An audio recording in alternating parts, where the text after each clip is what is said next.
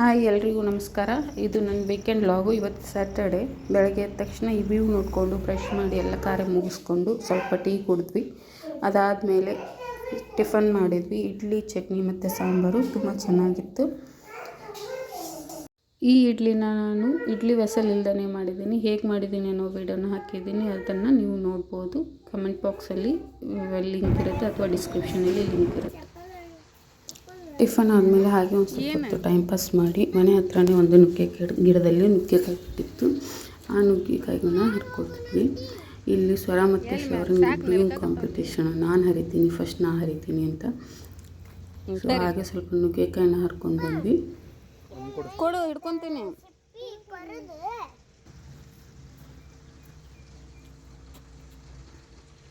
ಎಲ್ಲಿ ನೋಡಕತ್ತೀಯ ಜಗ್ಗ?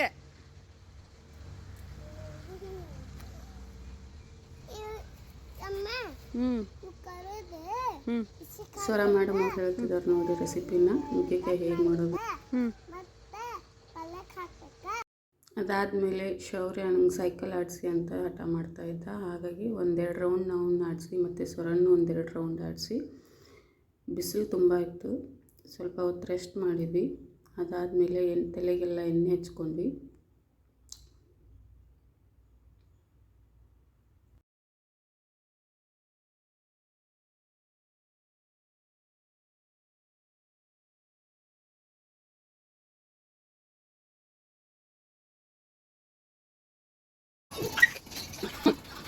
ಅದಾದಮೇಲೆ ನೋಡಿರಿ ಸ್ವಲ್ಪ ಆಟ ಆಡಿದರು.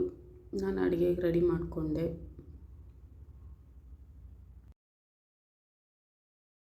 ಈ ನುಗ್ಗೆಕಾಯಿನ ಯೂಸ್ ಮಾಡ್ಕೊಂಡು ಸ್ಪೆಷಲ್ ರೆಸಿಪಿ ಮಾಡಿದ್ದೀವಿ. ಅದ್ರ ವೀಡಿಯೋನ ಆದಷ್ಟು ಬೇಗ ಹಾಕ್ತೀನಿ.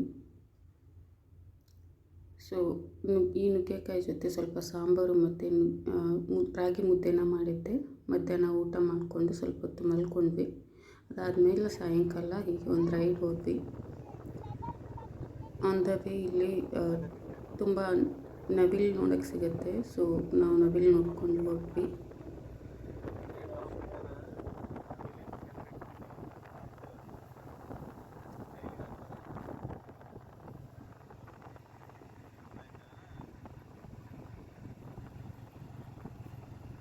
ಕಾಣಿಸ್ತಾನಮ್ಮ? ಅಲ್ಲೊಂದು ದೊಡ್ಡದೈತೆ ನೋಡಿ, ಅಲ್ಲಿ ಮೂರ್ನಾಲ್ಕು ಅದ ನೋಡಿ, ಎದ್ದು ನಿಂದ್ರೆ ಕಾಣಿಸ್ತು. ತುಂಬಾ ನವಿಲುಗಳಿರುತ್ತೆ ಇಲ್ಲಿ. ಎಲ್ಲ ತೋಟದಲ್ಲಿ ನವಿಲುಗಳಿರುತ್ತೆ. ಹಾಗೆ ಓಡಾಡ್ತಿರುತ್ತೆ, ಯಾರಿಗೂ ಹೆದರಿಕೆ ಏನು ಇಲ್ಲದೇ. ಸೊ ಸ್ವರ ಮತ್ತು ಶೌರ್ಯ ಎರಡು ನವಿಲನ್ನ ನೋಡಿಬಿಟ್ಟು ತುಂಬ ಖುಷಿಯಾಗಿತ್ತು. ಕಾಣಿಸಿದ್ದು ಅಲ್ಲ, ಅದ್ರಿಗಿನ ಮುಂದೆ ಅಲ್ಲಿ ಸಣ್ಣ ಸಣ್ಣ ಅದ ನೋಡು. ನಿಂಗೆ ಕಾಣಿಸಿದನಪ್ಪ ಅಲ್ಲಿ ಮುಂದೆ ಸ್ಟ್ರೈಟ್ ಅಲ್ಲಿ ಗೋಣ ಇಲ್ಲಿ ಇಲ್ಲೇ ಇಲ್ಲಿ ಇಲ್ಲೇ ಇಲ್ಲೇ ಇಲ್ಲೇ ಈಗ ಇಲ್ಲೇ ನನ್ನ ಕೈ ನೋಡ ಅಲ್ಲಿ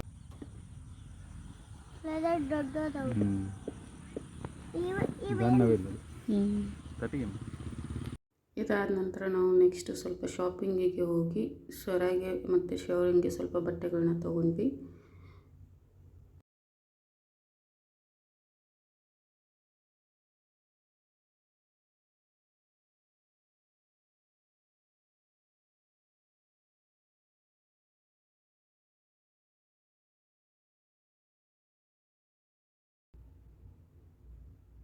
ವಾಪಸ್ ಬರಬೇಕಾದ್ರೆ ಒಂದು ಕೆಫೆ ಅಂತ ಅಲ್ಲ, ಒಂದು ಬೇಕ್ರಿ.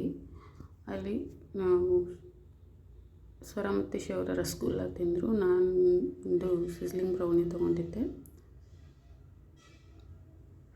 ಸೊ ಮನೆಗೆ ಬಂದು ಬಟ್ಟೆಗಳನ್ನ ಸರಿಯಾಗಿದೆಯಾ ಅಂತ ಒಂದು ಸಲ ಚೆಕ್ ಮಾಡಿಕೊಂಡು ಎಲ್ಲ ಮಡಚಿಟ್ಟೆ. ಅದಾದಮೇಲೆ ಮಧ್ಯಾಹ್ನ ಮಾಡಿದ್ದ ಅಡುಗೆ ಸ್ವಲ್ಪ ಉಳಿದಿತ್ತು, ಅದನ್ನೇ ಊಟ ಮಾಡಿ ಮಲ್ಕೊಂಡ್ವಿ.